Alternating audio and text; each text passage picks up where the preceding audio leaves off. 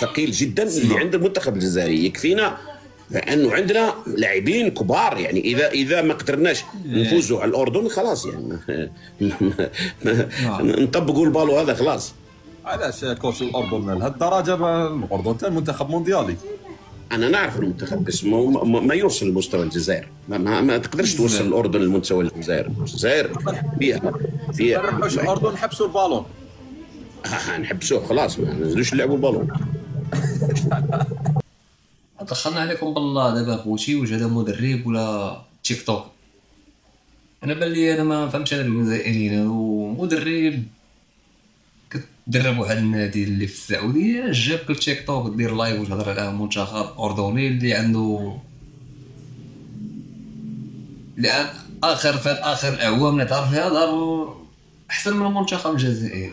زائد اللي كتهضر على المنتخب الجزائري، المنتخب الجزائري اش دار؟ حتى شي حاجه ما درش والو. الحاجه اللي دار شويه خرجوا مقوله الكولاسه والجوساسه، هادشي اللي درتو في التاريخ الجزائري.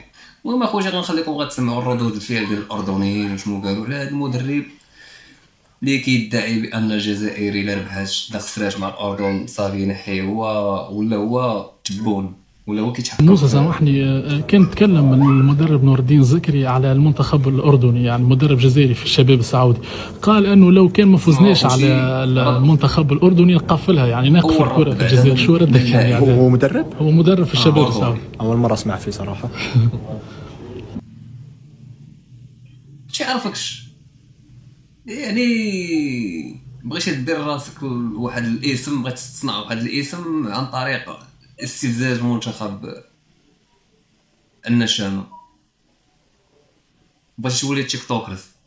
يعني ما بان لي انا وقيلا بان لي وقيلا السيد هذا باغي يبعد من التدريب ويدخل المجال كبيسو. طيب عن هو وجهة مدرب وين؟ هو مدرب في الشباب السعودي. لو انه مدرب كان ما دربش ليش يعني تصريحه شو فيه يعني هو تصريح مش محترم، لكن احنا ناس يعني محترمين. اللي بيقلل من المنتخبات الثانيه راح بالاخير يعني على ما اعتقد هو ما بيعرف منتخبنا كويس، لهيك ممكن نشوف منتخب كويس في هاي المباراه. لكن احنا او انا بوعده ان شاء الله راح اشوف شيء كويس في مباراه الجزائر. وين نشوفوا موسى الموسم المقبل ان شاء الله؟ الله اذا ما نتوما قلبتوا استفزيتوا المنتخب الاردني، يعني غتسناو ردات الفعل والملعب غادي يحكم على المقابله، ونشوفوا المنتخب الجزائري الفراشي من راسنا به ما دايرين حتى خريطه، لا في كاس العالم ولا في كاس العرب ولا في شي حاجه، وزيدنا التنطيح، وزيدنا حتى دوله ما خليتوها ما هاجمتوهاش.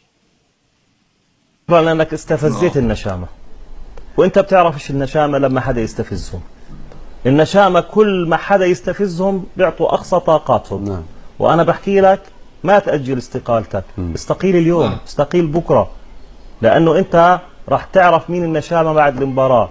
بتمنى انك كنت تعرفهم قبل ما نلعب مع الجزائر، اشقائنا في الجزائر.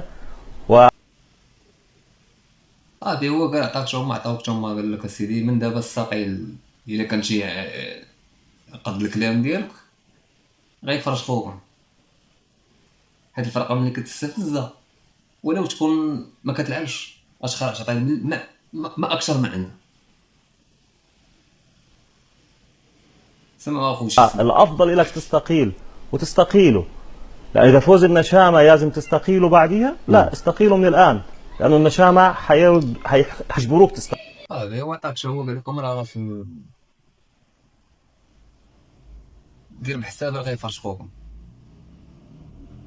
وانا بالنسبه لي منتخب النشامه ماشي يدعم على المنتخب ديال الجزائر، لانه عنده لاعبين عندهم لياقه بدنيه، يعرفوا يلعبوا، يعرفوا يطوروا كره، بالاخص مدرب مغربي. نتوما ما فهمتش انايا الشعبات ديال بنو كرغل ما خلاش شي دوله ما هاجمهاش. تبون خرجها من الامارات، المدربين يخرجوا يهاجموا المغرب. فهمتش انايا الدوله هذه ما فهمتش واش نتوما باغا تصنعوا لراسكم واحد الضجه اعلاميه باش الناس يعرفوكم، ولا ما نعرف، ولا باغا كتروجوا للسياحه. بلي وقال كطرف فلوسيه على الحسابات.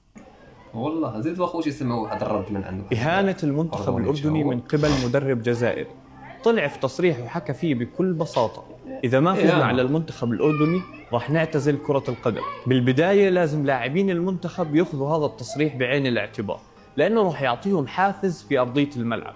كلنا شفنا المنتخب كان يتعرض لهجوم بكأس آسيا من بعض المحللين، كانوا يطلقوا عليه مصطلح منتخب الصدفة، وهذا الاشي كان يرفع أدائهم في أرضية الملعب. بتوقع مش من مصلحة أي منتخب يطلع بتصريحات تقلل فيها من احترامه للمنتخب الأردني، لأنه مستوى اللاعبين راح يتغير في الملعب. بس صاحبي راه الفرق راه خاص تكون ميت اصاحبي. كيف ما قلت راه ما كتعرفش تلعب، راه ملي كتستفز راه تقدر تشوف شي لاعب ما كاينش. ما نخلي شي بعدا تلعب مع الاردن وتلعبوا بعدا وربحوا، وديك الساعه خرجوا بواحد الضجه وقول حقا فلان حقا الاردن راه ما كتعرفش تلعب، حنا عندنا قوه ضاربه وقوه حاذقه. ديك الساعه جات معاك انت الماتش مازال ما تلعبش ما فهمتش انا. الجزائريين هادو ركبوا لهم واحد التركيبه ديال مهاجمه الجميع.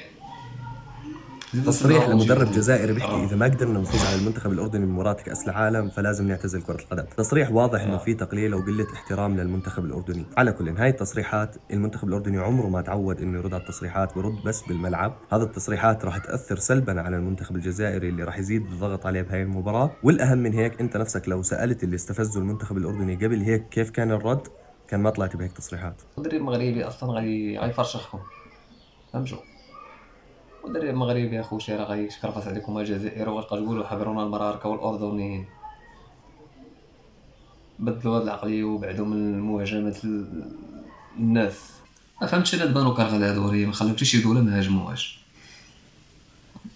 من المغرب العربي وغا الشرق الاوسط. ومن الشرق الاوسط غيدوزوا اسيا، ومن اسيا غيدوزوا امريكا اللاتينيه، ومن امريكا اللاتينيه غيدوزوا فهمتوا. ما غيخليوش حتى شي كائن في هذه الارض هذا ما غيهاجموش، حيت العسكر هادو ما ربى فيهم هذا الفيز ديال فهمتوا. من نهار خرج بهذه القوه الضاربه كلمه قوه الضاربه وما ما كاين عا قوه الضاربه. سمعوا اخوتي ملي غيسولوا على المنتخب المغربي، هذا المدرب اللي كان تيقول لهم منتخب النشامه وحقا والواد، ملي غيسم هذا يجبدوا له المنتخب المغربي ما غيقدرش يجاوب. التقينا بالمنتخب المغربي، الكفه وين كانت مين فنيا؟ الحمد لله ما تلاقيناش معه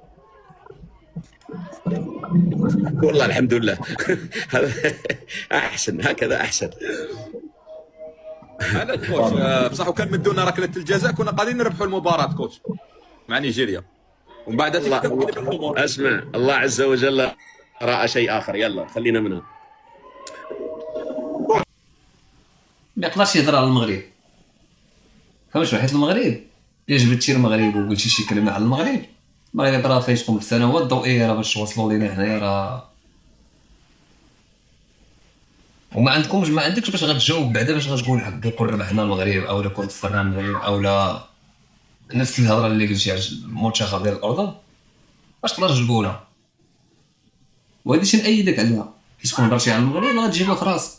المغرب راه فين وانتم فين. المغرب غادي يلعب كره وانتم باقا مع الكولاسه والجوساسه والبوساسه. فهمتوا؟ ما نقدرش اخوتي راه الشوم سولوا على كون طحنا مع المنتخب المغربي شنو ما نقدرش يجاوب. تفادى نقولوا المغرب هرب وهاد الجزائريين اخوتي ما خلاو حتى شي بلاد ما هاجموا. عارف لما تشوف تبون تيخرج يهاجم الامارات عرفوا عبيد كورغوليستان يخرج من وراه يبدا يهاجم حتى هو. فهمتوا؟ لقاش هما هكا. فهمتوا؟ كاين اللي تعوض عليهم بحال دابا حنا المغاربه حنا تعوضنا عليهم ولاو كيبانونا بحال شي كوميديين، ولكن بالنسبه